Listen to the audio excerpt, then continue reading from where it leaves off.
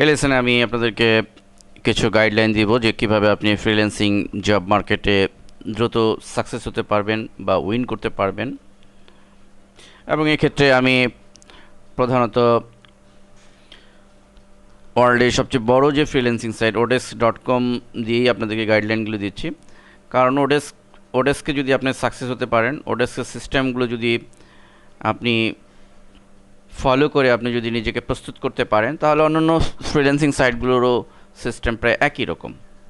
তো প্রথমেই যেই গাইডলাইনটি থাকবে সেটি হচ্ছে যে আপনার প্রোফাইল যেটি থাকবে সেটি যেন 100% কমপ্লিট হয়।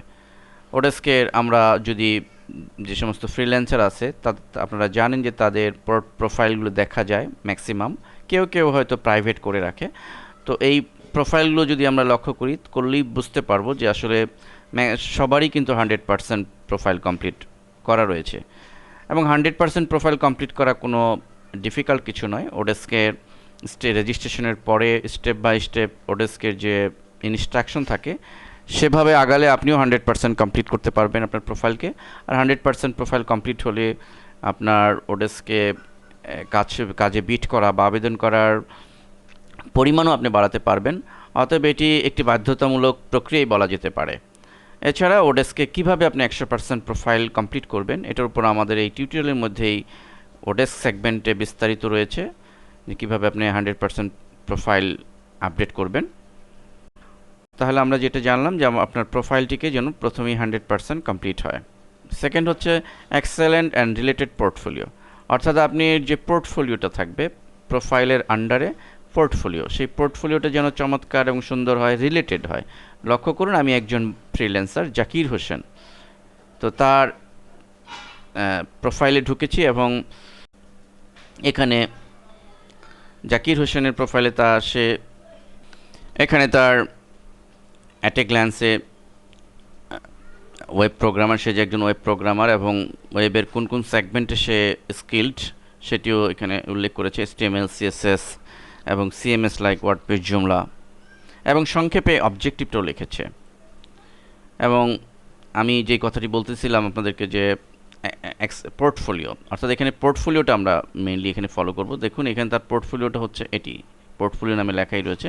এখানে সে 15টি পোর্টফোলিও দিয়েছে, বিভিন্ন পোর্টফোলিও, অর্থাৎ সে যে তার এক্সিস্টিং প্রিভিয়াস কোনো কাজের, এবং সে যেহেতু ওয়েব প্রোগ্রামার বা ওয়েব ডিজাইনার, তো সেই ওয়েবের কোনো কাজের স্ক্রিনশট, লাইক আমি এটাতে ঢুকি, দেখুন ওয়েব প্রোগ্রামার, সে এই একটি ওয়েবসাইটের স্ক্রিনশট ইমেজ এখানে দিয়ে দিয়েছে। এবং এখানে ক্লিক করলে তার অন্য আরেকটি ওয়েবসাইটের স্ক্রিনশট দেখা যাবে। অর্থাৎ সে এখানে বোঝাতে চেয়েছে যে এই সমস্ত ওয়েবসাইটের ডিজাইনগুলো সে করেছে, এবং তার নিচে ইউআরএলও দেওয়ার সুযোগ আছে। এটি হচ্ছে একজন ওয়েব প্রোগ্রামারের পোর্টফোলিও। আমরা যদি একজন ডাটা এন্ট্রির এক্সপার্টের পোর্টফোলিও দেখি, আমি এখানে যাচ্ছি ইসলাম এম, লক্ষ্য করুন এখানে তার 45টি ফিডব্যাক আছে এবং সেও একজন প্রফেশনাল ফ্রিল্যান্সার, অনেক কাজ করেছে বোঝাই যাচ্ছে। তার পোর্টফোলিওটা আমি দেখি, এখানে সে যদিও বেশি দেয়নি, একটি দিয়েছে, তারপরেও দেখি সে এক্সেলের উপরে স্প্রেডশিট আপডেট প্রজেক্ট, অর্থাৎ স্প্রেডশিট এক্সেলে দেখুন এখানে কোম্পানি নেম, ওয়েবসাইট অ্যাড্রেস, এখানে তার একটি এক্সেলে এই ধরনের একটি ফর্মের মতো বা এই ধরনের ইনফরমেশনগুলোকে এইভাবে সুন্দরভাবে সাজিয়ে সে একটি এক্সেলে স্ক্রিনশট নিয়ে এটি একটি ইমেজ আকারে এখানে দিয়েছে। তো এখানে এই ধরনের পোর্টফোলিও, অর্থাৎ রিলেটেড, আপনি যদি ডাটা এন্ট্রির কাজ করতে যান বা আপনি যদি ডাটা এন্ট্রি প্রফেশনাল হিসেবে প্রোফাইলটিকে সাজান, তাহলে আপনার পোর্টফোলিওতে সেই রিলেটেড ডাটা এন্ট্রি রিলেটেড এক্সেলের বা ডাটা এন্ট্রিতে যে ধরনের কাজ হয়ে থাকে বা আপনি কাজ করেছেন সেই ধরনের স্যাম্পল রয়েছে, সেগুলোর ইমেজ আপনি এখানে দিয়ে দেন। অথবা আপনি যদি গ্রাফিক্স ডিজাইনের উপরে ডিজাইনার হিসাবে এখানে আপনি প্রোফাইল তৈরি করেন, তাহলে গ্রাফিক্সের বিভিন্ন ডিজাইন, আপনি হয়তো কোনো ভালো বিজনেস কার্ডের ডিজাইন করেছেন বা ব্যানার ডিজাইন করেছেন অথবা ওয়েবের কোনো ডিজাইন করেছেন, সেটির সুন্দর সুন্দর কয়েকটি 5, 6টি, 7টি পোর্টফোলিও আপনি দিয়ে দেন। এবং আমি আরেকজনের দেখাচ্ছি, দেখুন এখানেও কিন্তু তার পোর্টফোলিও রয়েছে। অতএব এটি একটা গুরুত্বপূর্ণ বিষয়। অ্যান্ড থার্ড হচ্ছে রিলেটেড স্কিল টেস্ট। এটি অত্যন্ত গুরুত্বপূর্ণ যে আপনি যে সেগমেন্টে আপনার প্রোফাইলকে তৈরি করেছেন সেটির বিভিন্ন টেস্ট দিয়ে, সেটির বিভিন্ন পরীক্ষা দিয়ে, ওডেস্কে এ ধরনের অনেক পরীক্ষার ব্যবস্থা রয়েছে। সেই ধরনের পরীক্ষা দিয়ে আপনি এখানে আপনার প্রোফাইলে সেটি শো করবে। এটি কিন্তু কাজ পাওয়ার পসিবিলিটিস বাড়িয়ে দিবে।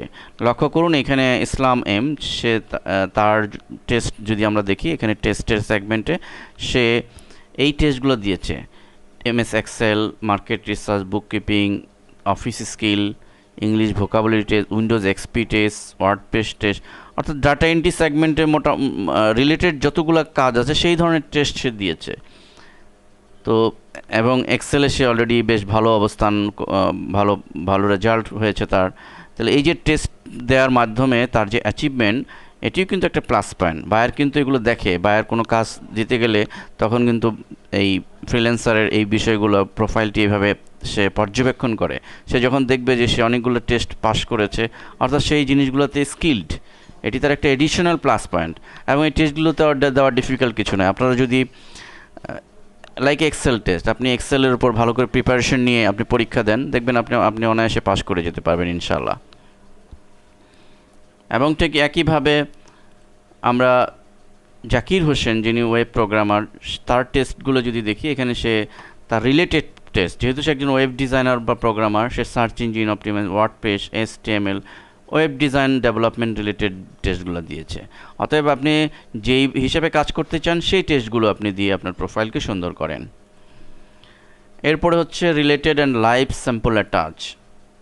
এটি খুবই গুরুত্বপূর্ণ, কারণ আপনি যখন কোনো কাজে বিট করবেন বা অ্যাপ্লাই করবেন, তখন আপনি একটি কথা মনে রাখতে হবে যে আপনি সেই কাজের রিলেটেড কোনো স্যাম্পল যদি আপনার আগের তৈরি করা থাকে, তখন আপনি সেখানে অ্যাটাচ করে দিবেন, সংযুক্ত করে দিবেন। তাহলে আপনার কাজ পাওয়ার পসিবিলিটিস বেড়ে যাবে। উদাহরণস্বরূপ, আপনি হয়তো কোনো কাজ আপনি পেলেন যে বিজনেস কার্ড বা ভিজিটিং কার্ড তৈরি করতে হবে। তো সেক্ষেত্রে আপনার যদি আগেই চমৎকার কিছু ভিজিটিং কার্ড তৈরি করে রাখেন আপনি স্যাম্পল হিসাবে, এবং সেটি যদি সেই বিজনেস কার্ডের স্যাম্পলই যদি আপনি এটি অ্যাটাচ করে দেন বিড যখন করবেন, তখন এটি আপনার ডিজাইনটা যদি সুন্দর হয় তবে ডেফিনেটলি আপনাকে এই কাজ দেবে। ঠিক একইভাবে আপনি যদি ডেটা এন্ট্রি সেগমেন্টের কোনো কাজ করেন, এক্সেলের, সাপোজ আপনি কোনো এক্সেলের কোনো কাজ করছেন, তাহলে এক্সেলের কোনো ফাইল আপনি আগেই স্যাম্পল হিসেবে তৈরি করে রাখেন। যদিও ডাটা এন্ট্রি সেগমেন্টের সব কাজে আপনি স্যাম্পল দিতে পারবেন না, কারণ সেখানে স্যাম্পল দেওয়ার কিছুই থাকবে না। তদুপরি যতটুকু সম্ভব সেক্ষেত্রে আপনি এই স্যাম্পল অ্যাটাচ করতে পারেন। অন্য অনেক কাজে আপনি স্যাম্পল, ওয়েব ডিজাইনের কাজে, SEO সার্চ ইঞ্জিন অপটিমাইজেশনের কাজে, ম্যাক্সিমাম কাজই আপনি স্যাম্পল অ্যাটাচ করার সুযোগ পাবেন। অ্যান্ড সর্বোপরি অ্যাচিভ কোয়ান্টিটি ফিডব্যাক, এটিও কিন্তু খুব গুরুত্বপূর্ণ। আমরা মনে রাখবো যে এই যে ফিডব্যাকটি আমরা শো করছে, এই যে ফ্রিল্যান্সারের 45টি ফিডব্যাক এবং জাকির হোসেন তার 16টি ফিডব্যাক, আরেকজনের এই ধরনের অনেক ফিডব্যাক বা কত ঘন্টা সে কাজ করলো, এই ফিডব্যাকটিও কিন্তু বায়ার মূল্যায়ন করে। আপনি হয়তো বলতে পারেন আপনি নতুন ফ্রিল্যান্সার, তাহলে আপনি প্রথমেই কীভাবে ফিডব্যাক অ্যাচিভ করবেন? এটি একটি অবশ্য গুরুত্বপূর্ণ প্রশ্ন। সেক্ষেত্রে আমাদের সাজেশন হলো যে আপনি যদি অন্য এগুলো যদি আপনি ফুলফিল করেন, তাহলে আপনার কাজ পাওয়ার সম্ভাবনা বেড়ে যাবে। এটা একটি বিষয়। সেকেন্ড হচ্ছে, আপনি প্রাথমিকভাবে কাজ পাওয়ার জন্য প্রথমেই অ্যামাউন্টের দিকে খেয়াল না করে আপনি প্রথমেই অল্প বাজেটে যেই কাজ $20 আছে, আপনি সেটি $5 বিট করেন। আপনি বায়ারকে বোঝান যে আমি আসলে টাকার জন্য কাজ করছি না, বরং আমি আমার ক্যারিয়ার গড়ার জন্য, আমার রেপুটেশন বাড়ানোর জন্য, আপনার ফিডব্যাকের জন্য আমি কাজ করছি। অতএব এরকম দেখা যাবে যে আপনি $20 কাজ আপনি $5 বিট করেন, একটু রেট কমিয়ে দেন, এবং এভাবে আপনি ছোটো ছোটো কাজ করেন, ছোটো ছোটো কাজ করে আপনার ফিডব্যাক বাড়িয়ে নেন এবং ভালো ফিডব্যাক যদি আপনি এরকম ভালো ফিডব্যাক বাড়িয়ে নিতে পারেন, তখন দেখা যাবে যে আপনার প্রোফাইল দেখেই আপনাকে কাজ দিবে যে এই ভদ্রলোক তো এখানে কাজ করেছে এবং তার 45টি ফিডব্যাক আছে, অতএব সে ভালো করেছে বলেই তার ফিডব্যাক হয়েছে। তখন বায়ার আপনাকে প্রিফারেন্স দিবে। এই বিষয়টিও মনে রাখতে হবে যে আমরা ছোট ছোট কাজ করলে, আপনি হয়তো ভাবতে পারেন আমি একজন ভালো ওয়েব ডেভেলপার, আমি কেন এত কম বাজেটে কাজ করব, ছোট কাজ করব না। আপনি বরং প্রাথমিকভাবে ছোট কাজ করে, ছোট বাজেটের কাজ করে আপনার ফিডব্যাকগুলো বাড়িয়ে নেন। এটি আপনার বড় নেক্সট টাইমে বড় এবং ভালো বাজেটের কাজ পাওয়ার সম্ভাবনাকে বাড়িয়ে দিবে। এবং এই জন্য বেটার হচ্ছে আপনি আইডিয়া নেওয়ার জন্য যে আপনি কিভাবে সুন্দর প্রোফাইল তৈরি করবেন, কিভাবে আপনি অবজেক্টিভ সুন্দর লিখতে পারবেন, কিভাবে আপনার পোর্টফোলিওটা ভালো করে সাজাতে পারবেন।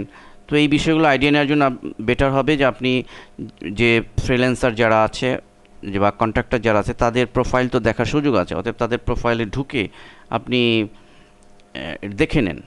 আপনি দেখে লাইক এখানে ধরুন এই যে জবটি রয়েছে, এটি একটি জবে ঢুকলেই এখানে নিচে অ্যাপ্লিকেশন লিস্ট দেখা যায়। এখানে ক্লিক করলে কারা কারা এখানে কন্ট্রাক্টর আছে, বিড করেছে, তাদের অ্যাট এ গ্লান্সে দেখা যায়।